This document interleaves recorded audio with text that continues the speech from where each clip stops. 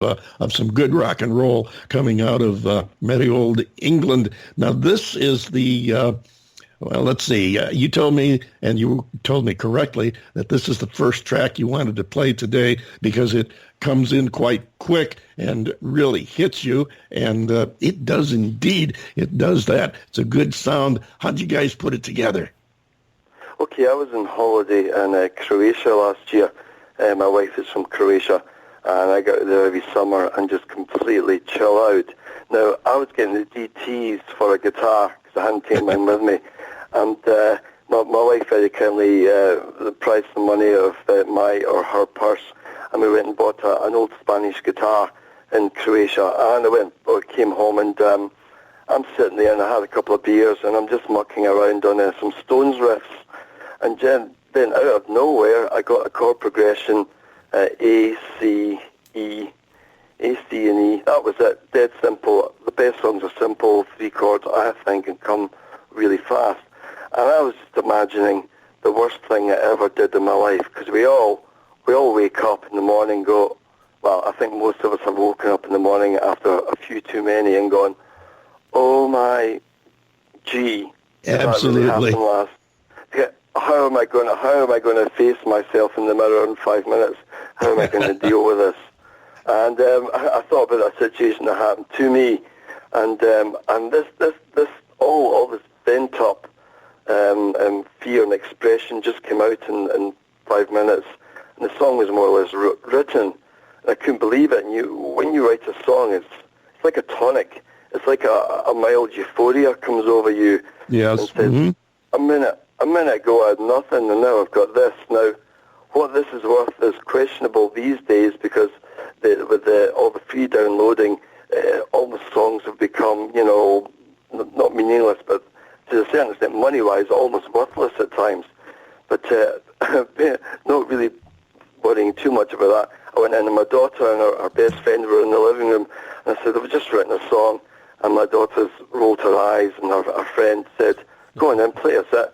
So I played this on a Spanish guitar with what we call open chords, and Vicky said, my daughter, who's called Stella, her friend Vicky, said, that's a hit, it's a hit.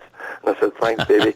and that's how that came about. It's just written about a feeling I had when I really cocked up when I was really drunk one night on a good Scottish whiskey. And yeah, so that's it, can't come back. I brought it back, and at that time we were just putting the band together. I was waiting for Dan, the drummer, to come off Formula One. He's a chef for the Williams team in Formula One. Oh, wow. So I was waiting. I know, wow. You were waiting for him to finish there in Azerbaijan or someplace, come back and put the band together, because he's the best drummer I've ever worked with in recent years. Awesome. I put him together with the best bass player I've worked with in the last 20 years maybe. And we threw them all together, and this is one of the first songs that we played. And immediately after about 5-10 minutes, it was like, this is a cracker. This is a real belter. And the guys brought it in, and it sounded to me a little bit like really instant, like almost like Nirvana would come in with something really strong, and the colour chorus would hit you. So we worked hard on that, and yeah, there we go. Can't come back. About a situation that a lot of us have been through. Yeah, and you were telling me, now it's a little bit off the track of where we were going, but you were telling me an interesting story about your drummer. It seems that you guys travel a lot, and he's traveling over here to the United States this week with something interesting happening. Yeah, Dan, our drummer, bless him.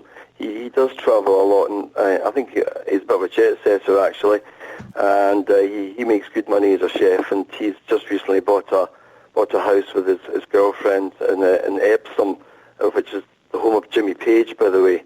He lives around the corner from Jimmy awesome. Page was born, which for me is a big thrill. But anyway, yeah, he came out to America for 2 weeks to go to a wedding, but whilst he was going to be in New York for a few days, he decided that was the best time to ask his girlfriend to get engaged, to get married.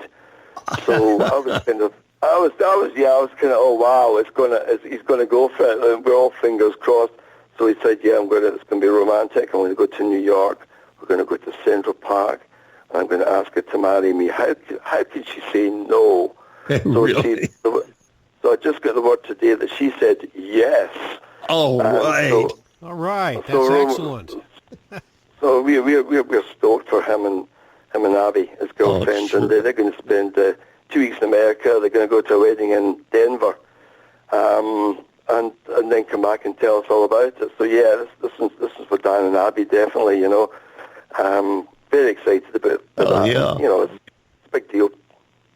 That's a trip. They come over here to go to a wedding, and he proposes to her so they can plan a wedding. That's awesome. I know, it's full on, man. It's absolutely full on. We love that kind of. I'm an old romantic, and I just love that stuff. Oh, you and me both. John Bon Jovial has some hang-ups, too. I know one of them is he hates auto-tune, and I know he'd probably like to talk to you about some of the stuff you're doing, too. So, John, why don't you jump in here while we still got some time? Sure. Well, yeah, David kind of hit the nail on the head. I mean, being kind of an old-school analog guy as I am, auto-tune just absolutely drives me up the wall. I'm with you. Well, that's good. No, we could tell that you guys are not purveyors of that practice, and we're so glad to hear that. What are some of the things that go through your head when you create music, and who's talking to you inside that head as far as either known or unknown artists? Okay, I'm sure there's hidden electronic airways floating around our brain all the time, and out there, and you get yourself in the right zone. I just go up the stairs, have a cup of tea, plug in my SG or my Strat or my acoustic, and just start plugging away in a riff. And usually, if there's something there, I'll catch it really soon. And I start with the riff. I get the riff, which is the DNA for everything usually in my songs. Get the riff, and from that comes the melody, the rest of the chords, and the words for the song that fit in with the way the chords are going, the theme of the song. The good ones, as you know, they come really quick.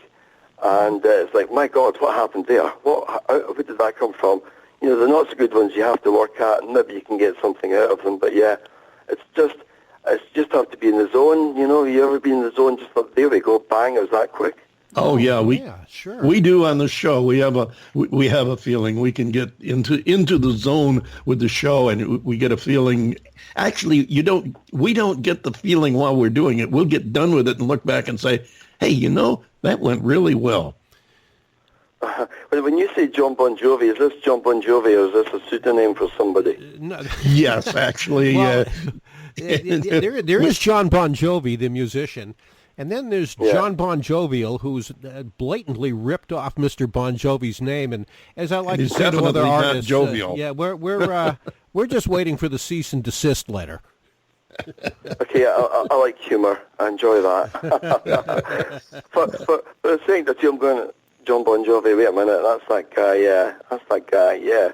Okay, and I'm trying to listen, thinking, no, it's not that guy, it's somebody who's... Yeah, we thought it was rather appropriate because he is far from jovial. As a matter of fact, he's an old curmudgeon. But I can be quite the crabby, curmudgeonly one. But you're talking about being in the zone, and both David and I are old school radio guys. David been in it a few years longer than I have. He got started in the '60s, and I got my start in radio in the very early '70s. Right. But as far as being in the zone for us, well, at least for me, the zone was. If I pulled off this outrageous segue, or if I walked up a record and I hit the post just right, and I just knew that I was on, no better feeling in the world. And I think probably the same thing is going to apply to you, if I'm not mistaken, when it comes to creating music. Yeah, you nailed it. There's a parallel, definitely.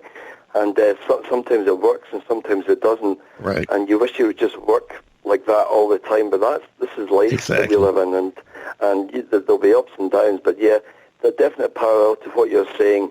Yeah, we pulled it off. We did it this time. We got channeled, and we got where we wanted to be, and that's a slightly euphoric feeling, definitely. Yeah. Oh, you're absolutely right there. Now, before we run out of time, I got two quick things we want to touch on. One, I want you to tell everybody how they can find you online, because we don't want them to confuse you with that other band who calls themselves Ambulance. How can they find you online? That is a good question. Now, we've only been online or with the website for the past, since August, because we had a cock-up with our manager, and he pulled it all down, and we had to put one together very quickly. So it's just gone up, and it's on Facebook. That's the only outlet we have. Now, okay. As you know, there's a few problems finding it on Facebook, but you just have to plug in Ambulance, maybe Ambulance Band, Surrey, England, and when three heads pop up that look slightly cool and slightly jaded, that's us. You found us. Okay, yeah. for our American listeners who didn't quite catch that, he's not saying he's sorry. He's saying Surrey, England, Surrey. So very good. I'm glad you clarified that, because we want people to be able to find you and your music. Speaking of your music, we got about a minute or so left here, and I know You told me about this next song we're going to play. You said it's kind of like Tom Petty on sulfate. Would you care to tell us about Need a Man? Okay, very, very quickly, I was going to say the name of my drummer is Dan Watchman, the name of my bass player is Peter Phillips. And this song was written when I worked as a chef, and I was having problems finding work. And my wife was really at her wit's end with me, moaning around the house. And I think one day she just came down in desperation and said, "I need a man." and I thought, that's it. And so I put down my feelings.